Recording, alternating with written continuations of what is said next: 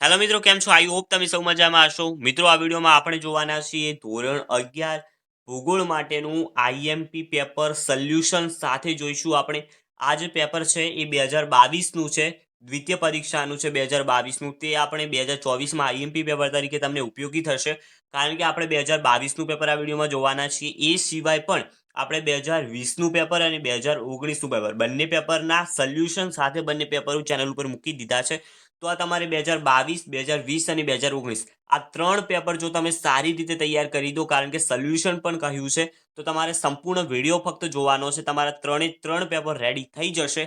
એના પછી તમે ગમે તેવા માર્ક્સ ધારો એવા માર્ક્સ લાવી શકો છો. મિત્રો, જો ચેનલ ઉપર નવા તો ચેનલ સબસ્ક્રાઇબ કરી દેજો. અને તમે જો ટેલિગ્રામ ગ્રુપ જોઈન ન કર્યું હોય તો ડિસ્ક્રિપ્શનમાં તમને લિંક આપેલી છે ટેલિગ્રામ ગ્રુપની, એ જરૂરથી જોઈન કરી દેજો. ત્યાં તમે તમારા પેપર મૂકશો તો કે એના સોલ્યુશન તમને આપણી ચેનલ પર પ્રોવાઈડ કરવામાં આવશે. તો એ જોઈન કરી દેજો. વિડીયો લાઇક કરી દો, ચેનલ સબસ્ક્રાઇબ કરી દો. ચાલો આપણે જોઈ લઈએ 2022નું ભૂગોળનું પેપર જે આ વખત માટે આઈએમપી એવું છે. તો પહેલા વિભાગ એથી શરૂઆત કરી લઈએ. સૌથી વધુ સખત ખનિજ કઈ છે? હીરો. દ્વિતીય શ્રેણીનું ભૂમિ સ્વરૂપ કયું છે? મેદાન. રેડિયો પ્રસારણ માટે અનુકૂળ આવરણ ઉષ્માવરણ.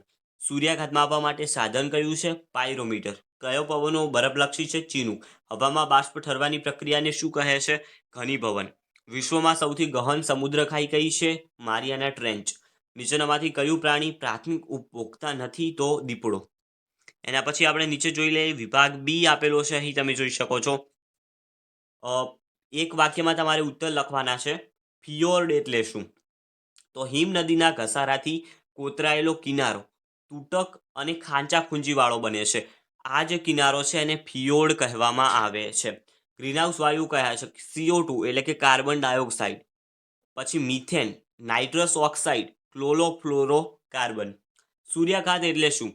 તો સૂર્ય દ્વારા પૃથ્વી સપાટીને મળતી ઉષ્મા શક્તિ ને સૂર્યાઘાત કહેવામાં આવે છે. ફેરલનો નિયમ જણાવો. તો ફેરલના નિયમ મુજબ ઉત્તર ગોળાર્ધના પવનો જમણી બાજુ અને દક્ષિણ ગોળાર્ધના પવનો પોતાની ડાબી તરફ મરડાય છે. તો એ નિયમ એટલે ફેરલનો નિયમ. ઘનીભવનના સ્વરૂપ કયા કયા છે? ઝાકળ, હિમ, ધુમ્મસ, વાદળ અને વરસાદ. સૂર્યના કિરણો સમુદ્રના પાણીમાં ક્યાં સુધી પ્રવેશી શકે છે? તો 200 મીટર સુધી. ઓકે, 200 મીટર સુધી પ્રવેશી શકે છે, ધ્યાન રાખજો. એના પછી છે પ્રાથમિક ઉપભોક્તા કોને કહેવાય? તો સૂર્યપ્રકાશનો ઉપયોગ કરી વનસ્પતિઓ સર્વપ્રથમ ઉર્જા શક્તિનું ઉત્પાદન કરે છે, તો તેમને પ્રાથમિક ઉપભોક્તા અથવા સ્વ ઉપભોક્તા કહેવામાં આવે છે. એની સિવાય બીજો પણ એક આઈએમપી છે કે ભારતમાં સ્થળાંતરણ નકશા ઉત્પન્ન કરતી સંસ્થા ક્યાં આવેલી છે?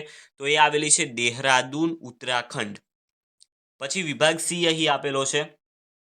ટેરા ફાર્મિંગ શું છે? તો નાસાના વૈજ્ઞાનિકો દ્વારા મંગળ ગ્રહની કાયાપલટ કરવાની એક યોજના ચાલી રહી છે, તેને ટેરા ફાર્મિંગ કહેવાય છે.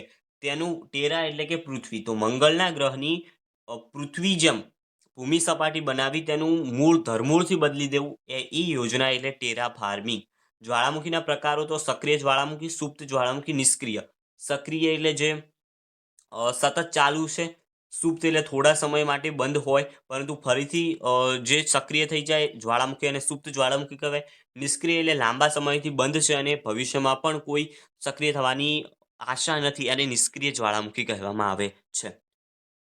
આદિ મહાખંડની પરિભાષા આપો, તો આ પાઠ 5માં આપેલું છે. વૈશ્વિક તાપ વૃદ્ધિ નિયંત્રણના પગલાઓ પાઠ 8માં તમને મળી જશે. તાપમાન પર અસર કરતા પરિબળો પાઠ 9માં મળી જશે.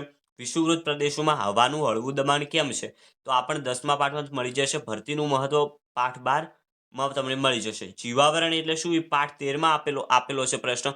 એની સાથે એક આઈએમપી છે કે નકશાના મુખ્ય અંગો કયા કયા છે, એ તમને 15મા પાઠમાં મળી જશે. હવે આપણે વિભાગ ડી જોઈ લઈએ. જેમાં કયા કયા ક્વેશ્ચન આવી શકે એવા છે. તો પહેલા તો તમે જોઈ શકો છો 3 માર્ક્સના પ્રશ્નો છે. મિશ્રાવરણ વિશે ટૂંકું નોંધ લખો, પાઠ 3. પર્વતોનું મહત્વ, પાઠ 7. જ્વાળામુખી પ્રસ્ફોટનના કારણો, પાઠ 4. માનવ ભૂગોળ વિશે માહિતી આપો, પાઠ 1. ક્ષોભ માહિતી, પાઠ 8. દરિયાઈ લહેરો આકૃતિ દોરી સમજાવો, પાઠ 10. ઉષ્ણતા નયન વૃષ્ટિની માહિતી આપો, પાઠ 11માંથી તમને મળી જશે.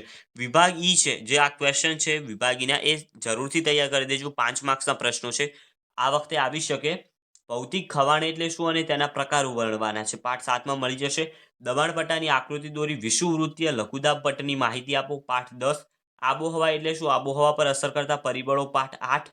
પારિસ્થિતિક તંત્રની સવિસ્તર માહિતી આપો. પાઠ 13માંથી તમને મળી જશે. એની સાથે એક બીજો છે કે પવન એટલે શું અને પવનના પ્રકાર જણાવી મોસમી પવનોની માહિતી આપો. આ જે પ્રશ્ન છે એ પાઠ 10માં મળી જશે. તો આટલા જે ક્વેશ્ચન આપેલા છે અહીં એ જરૂરથી તૈયાર કરી દેજો. તો આની સાથે 2020 અને 2019નું પેપર પણ ચેનલ ઉપર મોજૂદ છે.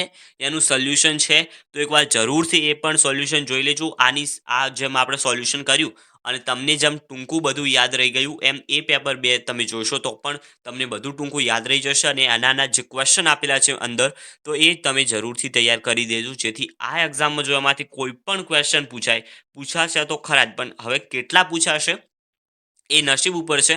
પરંતુ 3 પેપર કરેલા હશે તો ઘણા સારા ક્વેશ્ચન તમારા કવર થઈ જશે, તો તમે સારા માર્ક્સ લાવી શકશો. ટેલિગ્રામ ગ્રુપ જોઈન કરી દેજો. 2024નું પેપર જો તમે ત્યાં સેન્ડ કરશો તો એના સોલ્યુશન તમને પ્રોવાઈડ કરવામાં આવશે. આ વિડીયો લાઈક કરી દેજો. મળીશું નવા વિડીયોમાં. ત્યાં સુધી ગુડ બાય.